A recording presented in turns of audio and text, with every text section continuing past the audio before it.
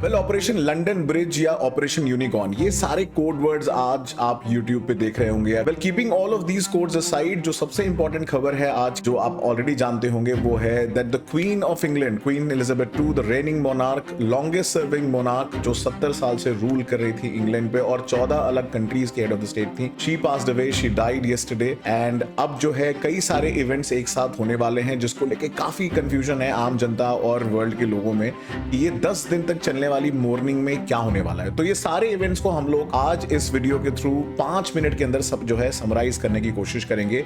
ये जो 10 दिन चलने वाली मॉर्निंग है उसमें क्या क्या होने वाला है। क्वीन की तबीयत खराब थी, पहले से ही जो सीक्रेट सर्विस होती है, उनके जो ऑफिशियल्स होते हैं, वो लोग एक्शन में आ जाते हैं इस चीज को फाइनलाइज करने के लिए, जो कि उनकी डेथ के बाद जो लाइन ऑफ सक्सेशन है उसको कैसे कैरी फॉरवर्ड किया जाएगा। तो उसके लिए कोड वर्ड यूज किया जाता है, the London bridge is down. उसके बाद क्वीन के प्राइवेट सेक्रेटरी वो बाकी कैबिनेट को, प्राइम मिनिस्टर को, बाकी सारे लोगों को इन्फॉर्म करते हैं। बट बिकॉज क्वीन इस समय स्कॉटलैंड में थी इन द बैलमोरल कासल, सो वहां पे जो वर्ड यूज किया जाता है वो यूज किया गया ऑपरेशन यूनिकॉर्न, क्योंकि यूनिकॉर्न जो है वो ऑफिशियल स्टेट एनिमल है स्कॉटलैंड का। स्कॉटलैंड, जैसा कि आपको पता होगा, यूनाइटेड किंगडम का एक पार्ट है। सिमिलरली क्वीन एलिजाबेथ II ने काफी सिग्निफिकेंट रोल प्ले किया है वर्ल्ड अफेयर्स में। 70 सालों तक रेनिंग मोनार्क थी since 1952 after the death of a father king George VI। And ये शायद उसके बाद सबसे ज्यादा देखे जाने वाला या हाईली टेलीवाइज्ड इवेंट होने वाला है, the funeral procession that will be basically on the 10th day. तो कुछ चीजें सडनली चेंज हुई हैं और कुछ चीजें पहली बार होने वाली हैं, तो उसके बारे में जरा हम बात करते हैं। पहली चीज जो चेंज होगी, जो रॉयल स्टैंडर्ड फ्लैग है, जो यूके की मोनार्की का रॉयल फ्लैग है, वो यूनियन फ्लैग से बहुत अलग है। यूनियन फ्लैग उनका ऑफिशियल फ्लैग है जो आप देखते हैं, उसको हाफ मास्ट पे कर दिया गया। ऑफिशियली अनाउंसमेंट किया जाता है, विंसर कासल के बाहर एक नोटिस बोर्ड लगाया जाता है और उसके बाद सारे जितने भी स्टेट में जितने भी फ्लैग्स हैं उनको हाफ मास्ट पे फ्लो किया जाता है। बट जो रॉयल स्टैंडर्ड फ्लैग है वो कभी भी हाफ मास्ट पे नहीं रहता, वो वहां पे हमेशा फ्लाई किया जाता है जहां पे जो रेनिंग मोनार्क हैं, जो हेड ऑफ द स्टेट है, वो रिजाइड कर रहे हैं। तो क्वीन क्योंकि स्कॉटलैंड में थी तो वहां पे वो फ्लैग फ्लाई कर रहा था। अब क्योंकि Prince Charles the king to be जहां पे भी जिस कासल में रहेंगे, उस कासल में अब उस रॉयल स्टैंडर्ड फ्लैग को जो है फ्लाई किया जाएगा। और ये जो पूरा सक्सेशन का प्रोग्राम है, इसको एक अलग ऑपरेशन के नाम से जाना जाता है, इसको बोला जाता है ऑपरेशन स्प्रिंग टाइड।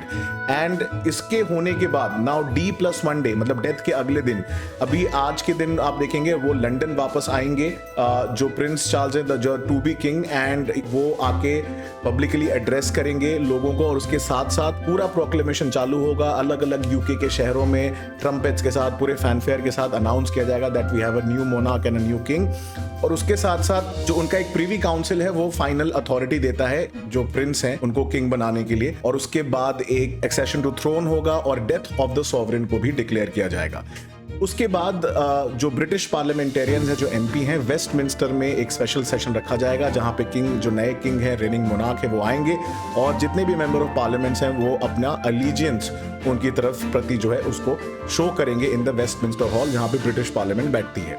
3rd और 4th डे और 5th डे आप देखेंगे जो क्वीन का कॉफिन है वो बकिंगम पैलेस से जो है किंग रिसीव करेंगे, and he will also receive the mourning from other countries जो यूनाइटेड किंगडम का पार्ट हैं, like Northern Ireland, Scotland and Wales. Similarly जो कार्डिफ और वेल्श पार्लियामेंट है वहाँ पे वो भी आप देखेंगे उनसे वो ऑफिशियल मॉर्निंग रिसीव करेंगे। और वो पूरे 10 दिनों तक पूरे अलग अलग एरिया ऑफ यूनाइटेड किंगडम के चक्कर लगाएंगे, लोगों से मिलेंगे और वहाँ से ऑफिशियल मॉर्निंग जो है, जो रेनिंग सॉवरेन थी क्वीन एलिजाबेथ II, उनके लिए वो रिसीव करेंगे। फाइनली आता है द 10th डे और द D डे, जिस दिन फ्यूनरल इनका कैरी आउट किया जाएगा। वो पूरा एक इवेंट होगा। उस दिन लंदन स्टॉक एक्सचेंज बंद रहेगा, स्कूल्स एंड कॉलेजेस बंद रहेंगे, ऑफिशियल स्टेट मॉर्निंग डे होगा, कोई स्पोर्ट्स इवेंट्स नहीं होंगे, सारे एंटरटेनमेंट इवेंट्स जो हैं वो कैंसिल कर दिए जाएंगे।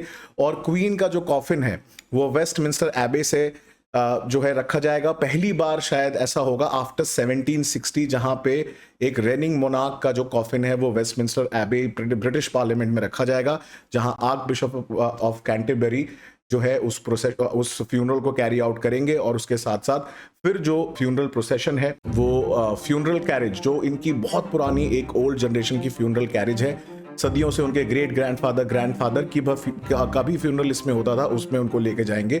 एंड उसके बाद फाइनली जो लास्ट रेस्टिंग प्लेस है द क्वीन का, वो रहेगा इनके एंसेस्ट्रल प्लेस में जाके, that is the Saint George's Chapel in the Windsor castle. और वहां पे आप देखेंगे वो उनकी जो रिमेन्स हैं वो उनके फादर जो किंग जॉर्ज द सिक्स्थ थे उनके बगल में रखे जाएंगे, उनके बगल में ही उनका जो है फ्यूनरल होगा। और साथ साथ इन अ सिंबॉलिक जेस्चर इनके जो हस्बैंड थे क्वीन एलिजाबेथ II के, प्रिंस फिलिप, उनके भी रिमेन्स जो है फ्यूनरल वॉल से निकाल के जो है उनको इनके पास रखा जाएगा, signifying uniting with the wife और द क्वीन एलिजाबेथ II। तो क्या क्या मेजर चेंजेस होने वाले हैं उनके बारे में बात करते हैं। पहली चीज जो चेंज होगी वो ये होगा, जो ब्रिटिश नेशनल एंथम है गॉड सेव द क्वीन, वो हो जाएगा गॉड सेव द किंग, और ये होने वाला है आफ्टर किंग जॉर्ज सिक्स्थ, 70 सालों के बाद। सिमिलरली चाहे वो कॉइन्स हो, चाहे वो उनके ऑफिशियल स्टैम्प्स हो, चाहे वो ब्रिटिश आर्मी की यूनिफॉर्म हो, उनके जो रॉयल क्रेस्ट्स होते हैं वो चेंज हो जाएंगे। उसके साथ साथ ब्रिटिश पासपोर्ट जो है हर मैजेस्टी से हो जाएगा हिज मैजेस्टी। तो बहुत सारी चीजें सडनली चेंज होने वाली हैं, बट जो सबसे ज्यादा न्यूज में बात आ रही है वो ये है कि queen along with United kingdom was also the head of the state of 14 other countries. तो अभी 14 अदर कंट्रीज के हेड ऑफ द स्टेट भले ही सिंबॉलिक एस्पेक्ट में हो, लेकिन वो भी चेंज हो जाएंगे, अब वो किंग बन जाएंगे, किंग चार्ल्स हो जाएंगे। सिमिलरली ब्रिटिश कॉमनवेल्थ में ऑलमोस्ट 54 से 56 कंट्रीज आती हैं,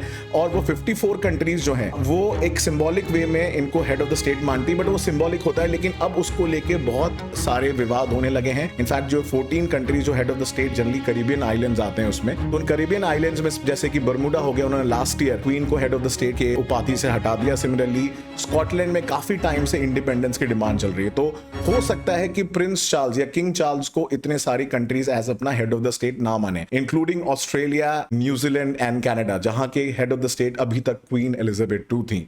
इसके साथ साथ भारत सरकार ने भी एक ऑफिशियल वनडे की मॉर्निंग अनाउंस किया है 11 तारीख को as a mark of respect, because apart from being the queen, जो ऑफ कोर्स एक कंट्रोवर्शियल एस्पेक्ट है क्योंकि हम लोग ब्रिटिश राज के अंदर रहे हैं, but she was also the head of the state. तो वो हेड ऑफ द स्टेट की पोजीशन के पॉइंट ऑफ व्यू से भारत सरकार ने एक ऑफिशियल मॉर्निंग जो है वो भी अनाउंस की है।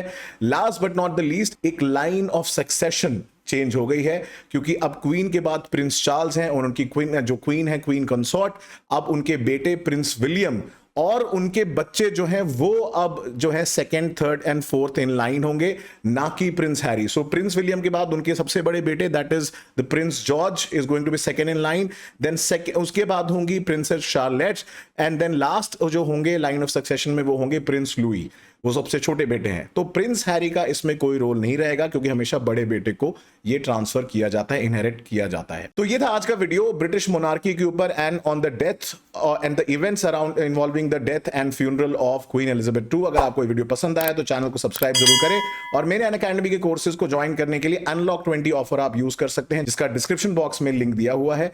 And I'll see you guys in the next video. Till next time, do not forget to like and subscribe, and Jai Hind.